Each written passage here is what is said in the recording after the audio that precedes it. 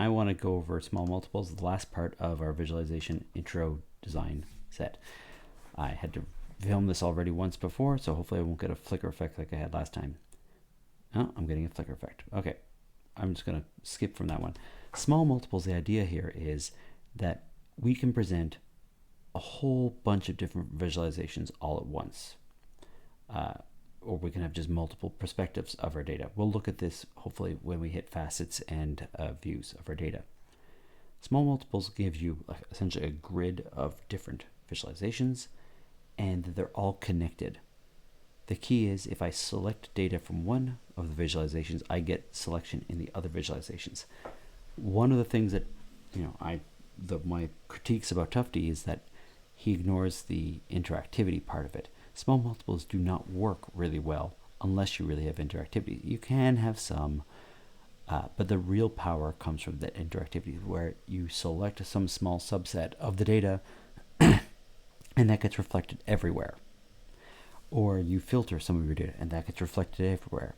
The idea that you can see all the changes for all the different views, and you can piece together what these different views actually mean and how they interact with one another.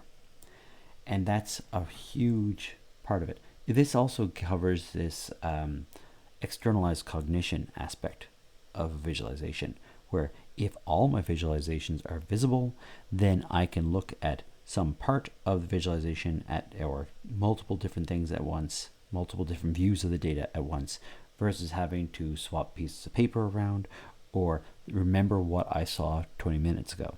It's all there in front of you. And so this is the idea of a small multiple. But the key is that if I'm selecting from one, I select in the other ones as well. Other design elements we were thinking about, you might want to think about, is layering and separation. These are just sort of design principles, and as a grab bag of design principles. Layering and separation means, how do I separate the information I have here? So why is New York and Newark, New Jersey, they're grouped together, and then North Elizabeth and Elizabeth, Peekskill, I don't know these areas, Edison, New Jersey, and Princeton, New Jersey. Why are there bars between these chunks of times? Why is there thick vertical lines between the various train stops or trains? Well, you could redesign it so that you just change the color of the background, and you will clearly see the different groupings. Not only that, but if you use an alignment, you will actually see where when the trains are actually coming and going at various times. And so without having to use these big, thick borders, you can actually allow people to understand what the data looks like without having to put really heavy borders. I'm trying to do this from time to time. I will say that one of my weaknesses is I put up data, I put up things on CUlearn, and the organizational aspect of like my lectures or my slides or things along those lines. The problem is my organizational skills, not the fact that I don't appreciate how important this stuff is. It's just I need to get something up there right now. And so taking the time to do another pass can be extremely effective in terms of communicating ideas. In terms of layering, this would be an example of layering, right? Or your iPhone also will have layering. When you pull down the options menu, when you pull down the little shade, you'll see a different layer. There's a background layer, there's where the icons are, and then there's a pull down layer on top of that. And you use transparency, you're using color differences, you're using sort of the shell principles of uniformity or containment to sort of pass the idea of what is being shown, that these are like a sheet of paper laying over this, that this is a white sheet of paper or white card going on top of the moon landing site. We have a bunch of layers. We have a matrix of different photos from the Apollo missions that you can look at. We have another layer of where the astronauts were actually landed, that sort of thing. And it's simple and it's subtle, but notice you can put stuff on top of it. Notice there is a problem. You have occlusion, right? That I am blocking part of the moon's surface with this card. And so you need to worry about ways of working around that. So when we talked about Tufte's graphical displays, we talked about show the data, avoiding distortion, Encouraging comparisons between our different data sets. Small multiples will give you this. This is other Tufte lists. Reveal the data at several levels of detail. This would be things like being able to zoom in your data. When you get interactivity, you get this. For Tufte, a lot of it was that you get an overview of the data, but if you look really carefully, the details are there. I would say that you can give an overview of your data without the details being there, and then drill in and get more details later. That's a huge part of what we look at as a field. You need to have a clear purpose for why your visualization exists and why people are using it, what you can do with it. Otherwise, it's just a big grab bag of information and you don't know what the takeaway is. And it should be closely integrated with the statistics and verbal descriptions that you're giving. And this is why we had to talk about statistics as well. That if I'm trying to present data about things, I need to understand how the statistics work, and then my visualization should be accurately representing and sort of elegantly representing what those statistical tests are. So I think this actually might be only number 2. I thought it was 3. I thought there was a third one in here, but okay. Design, critique, and redesign. So I want to make sure we have some time to go over this particular point. I think I skipped one of the in-class exercises. So there's 2. For traditional art critique, we have things like, what do you see? I know this is very, crazy. What do you see? How is the work organized? And what is the artist trying to say?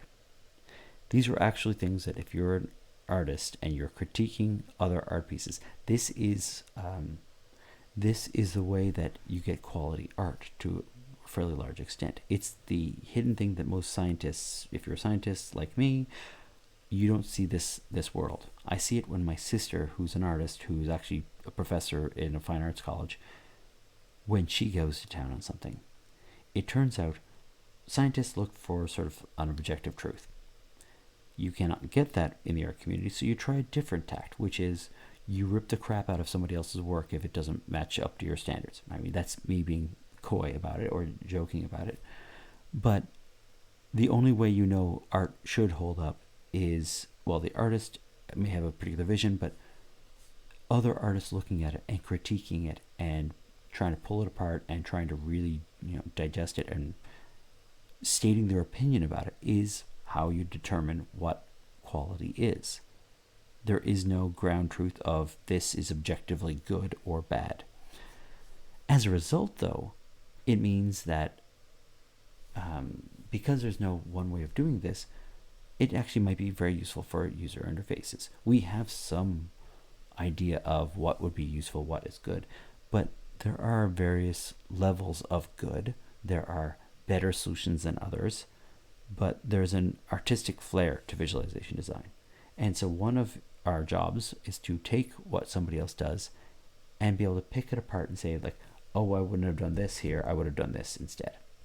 So, and was it successful? So here's the approach that we're going to be doing. And so you might do this Van Gogh Starry Night. The approach we're going to do is a visualization critique. What do you see? How is the work organized? What's the purpose of the visualization? Is it successful? Same as an art critique.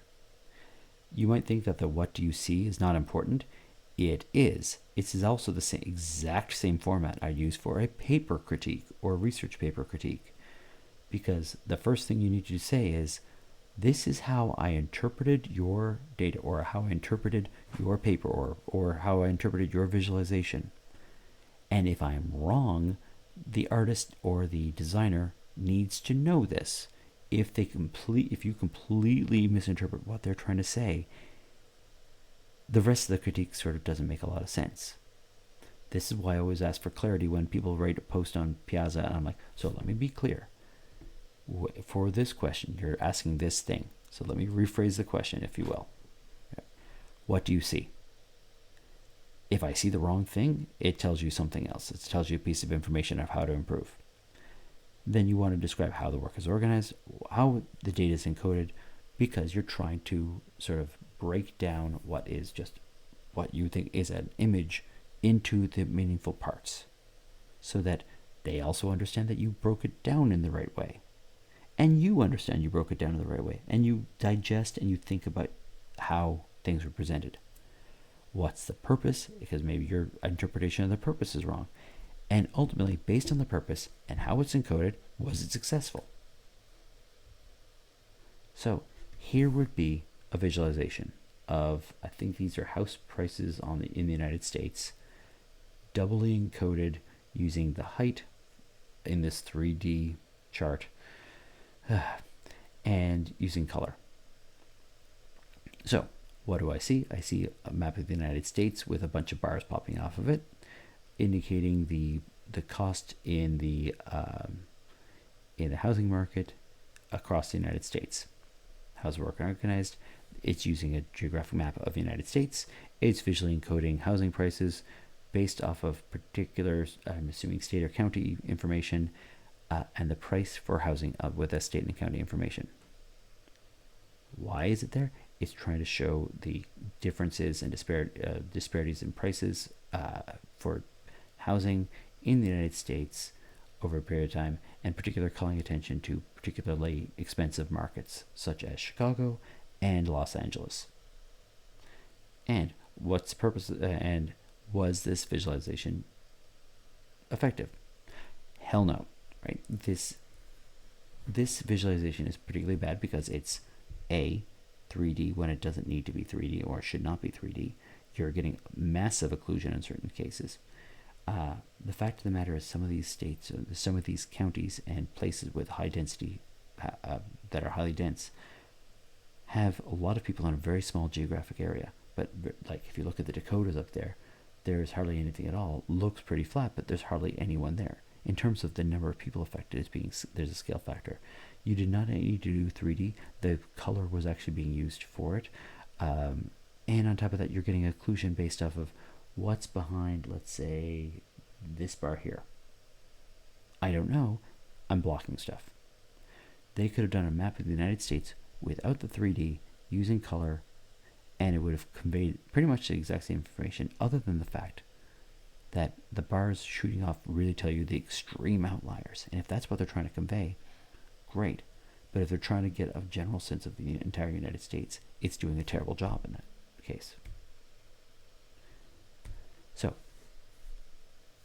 I have trouble with this one. If you couldn't tell from the last critique I did, you want to be talking in a neutral voice. You do not want to say, you want to state the facts, just the facts. You don't want to do ad hominem attacks. That's at the man or at person attacks. Latin, stupid Latin. Anyways, you're not allowed to attack the person and say, you are stupid, you can't do this, you're a terrible artist. No inflammatory remarks. You're trying to present things in a balanced light, that you thought it through and you're trying to be objective about it.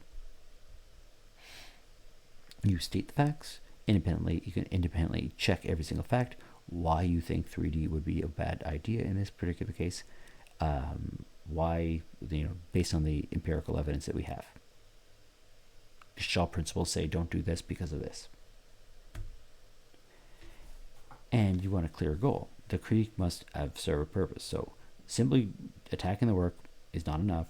You've got to state sort of alternative views. If you're saying that this map of the United States is crappy, then you want to say, what's another approach that the person could have taken? I would have done it this way instead. So for the next image that we're going to show, I want you to break into groups of approximately 4, like last time. Spend about 10 minutes going over designing things and discussing things. I want you to discuss the visualization of this visualization I'm going to show you in your group. And I want you to use pen and paper to brainstorm ideas about the visualization.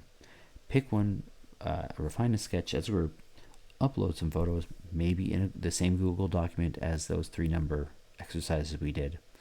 And then we're not going to do the group representative, so I'm going to scratch this off. But I'm hoping that I'll have enough people that people can talk through their ideas.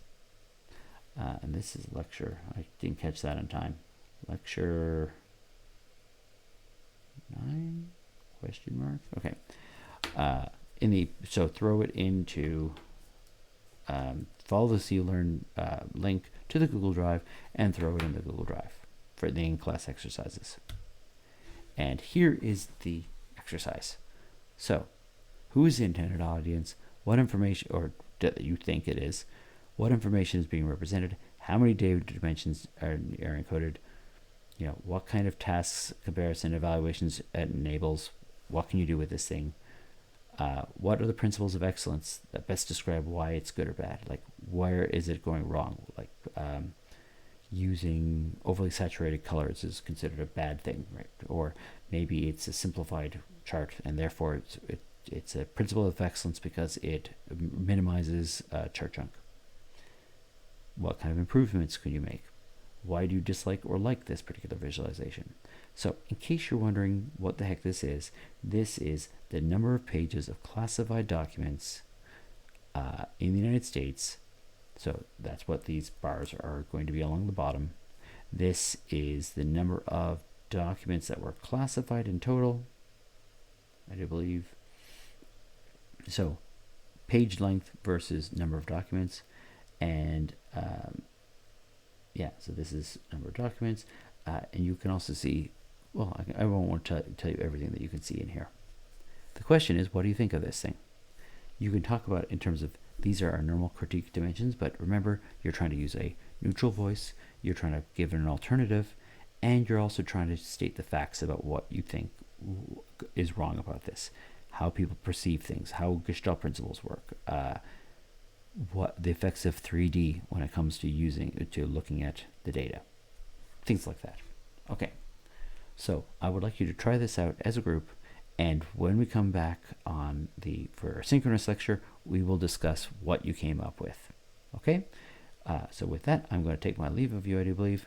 And next time around, we're going to be looking, I do believe, I'm actually not sure. I think it's other visualization stuff. So maybe facets and things. And yeah, I'm actually not sure what the next slide is. It's more visualization stuff. All right. Talk to you guys later. Bye.